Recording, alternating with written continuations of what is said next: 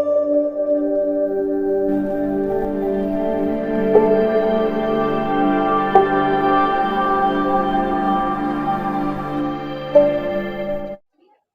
My dear students, उम्मीद है आप लोग सभी अच्छे से होंगे। तो दोस्तों आज मैं आप लोगों के लिए लेकर आया हूँ बहुलक के क्वेश्चन को क्लियर करने वाला हूँ स्टेप बाय स्टेप दोस्तों, क्योंकि क्लास 10th के एग्जाम के लेकर के ये सवाल जो है बहुत सारे बच्चे का कन्फ्यूजन होता है, जिससे नहीं बन पाता है दोस्तों।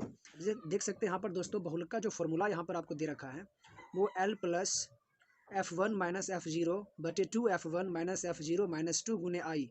तो कहीं ना कहीं ये फार्मूला एक बड़ा फार्मूला बन जाता है और बच्चे को बहुत ज़्यादा प्रॉब्लम का सामना करना पड़ता है कि F1 क्या है, F0 क्या है, F2 क्या है, I क्या है, L क्या है। तो आज में दोस्तों ये सारे चीज़ जो भी है, चाहे आपका L का मान हो, I का मान हो, जितनी भी चीज़ यहाँ पर आपको दिख रहा है ना फॉर्मूला में, स्टेप बाय स्टेप सारा चीज़ आपको क्लियर करने वाला हूँ और बिल्कुल आप इजी तरीके से बहुलक आप किसी भी क्वेश्चन का आप निकाल सकते हैं दोस्तों। तो दोस्तों इस प्रकार के सवाल जब भी आपको रहेगा तो यहाँ पर सिंपल आपको एक दिया रहेगा वर्ग अंतराल और दूसरा आपका दिया रहेगा बारंबारता।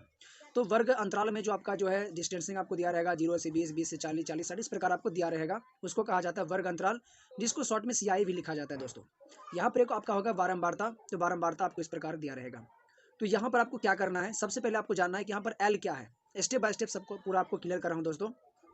L क्या है, तो यहाँ पर L जो दोस्तों है ना आपका, यहाँ पर L जो है बहुलक वर्ग की निम्न सीमा होता है। तो सबसे पहले इसमें जानना होता है कि बहुलक वर्ग है कौन, समझ रहे हैं ना, बहुलक वर्ग है कौन। तो इसके लिए आपको सबसे पहले जानना पड़ेगा कि इसमें जो है बारंबारता, जो आपका सबसे बारंबारता में आपको जो ये नंबरिंग जो आपको दिया है ना दोस्तों, इसमें आपको देखना है कि सबसे बड़ा संख्या कौन है, समझ रहे हैं ना। बारंबारता में आपको ढूंढना है कि सबसे बड़ा संख्या कौन है। तो इसमें आपको सबसे बड़ा संख्या आपको यहाँ पर 61 दिख रहा होगा दोस्तों।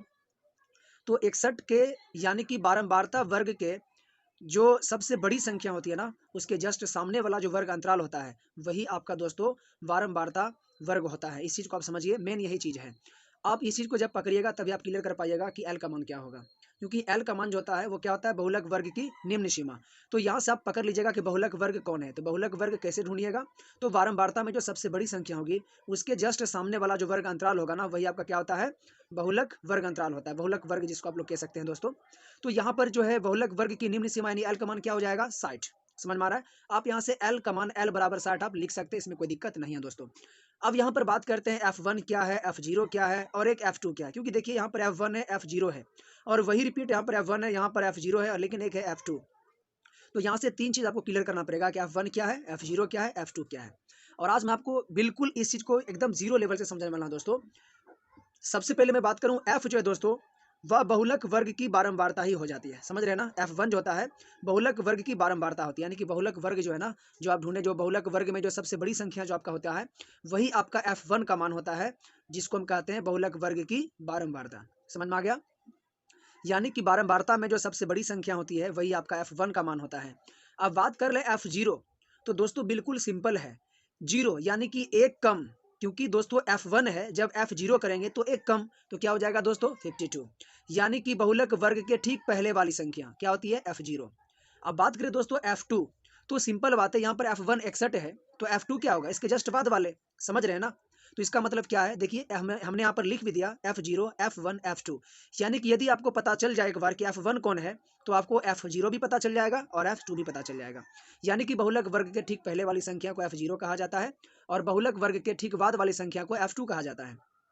उम्मीद है दोस्तों आपको बहुत अच्छे से समझ में आ रहा होगा दोस्तों कि F1, F0, F2 क्या है, इस यही मेन तीनों चीज़ है दोस्तों। आई तो नॉर्मल चीज़ है, आई आपको पता है कि वर्ग अंतराल के ऊंचाई होती है दोस्तों, यानी कि दोनों के बीच का डिस्टेंसिंग होता है कि कितना कितना डिस्टेंसिंग है। तो सिंपल है, 80 में 60 घटाइए आपको तो कितना मिलेगा दोस्तों, 20। 60 में 40 घटाइए 20। ये जो वर्ग अंतराल का जो ऊंचाई है ना, वही आपका होता है आई का मान। तो सिंपल है दोस्तों, आई का मान तो बहुत ही आसान है, लेकिन बच्चे का जो कन्फ्यूजन होता है ना वो F0, F1, F2 का मान में। तो यहाँ से आप सिंपल कर सकते हैं, बारंबारता की जो सबसे बड़ी संख्या होगी वो आपका F1 होगा, जिसको हम कहते हैं बहुलक वर्ग की बारंबारता, और F1 के ठीक पहले वाली संख्या F0 होता है और बहुलक वर्ग के यानी F1 के ठीक बाद वाली संख्या F2 होता है। आई की बात करें दोस्तों, तो आई का मान जो आपका होता है वो क्या हो जाएगा, वर्ग अंतराल की ऊंचाई, यानी कि दोनों को घटा करके जो आएगा वो हो जाएगा आई। बहुलक वर्ग के सामने वाले जो होता है दोस्तों उसको क्या कहते हैं, बहुलक वर्ग। अब बहुलक वर्ग की निम्न सीमा होता है L, तो L का मान क्या हो जाएगा, 60। तो इस प्रकार आप ये जो भी मान है दोस्तों आप इसमें पुट करके आप बिल्कुल ईजी तरीके से बहुलक का मान निकाल सकते हैं। उम्मीद है दोस्तों आपको वीडियो अच्छे से समझ में आया होगा दोस्तों। यदि वीडियो आपको अच्छा लगा तो दोस्तों वीडियो लाइक जरूर करें, अपने दोस्तों को भी शेयर करें ताकि वो भी इसका लाभ उठा सके दोस्तों। तो फिर मिलते हैं आप लोगों से नेक्स्ट वीडियो में एक अच्छे वीडियो के साथ दोस्तों। तब तक के लिए जय हिंद, जय भारत।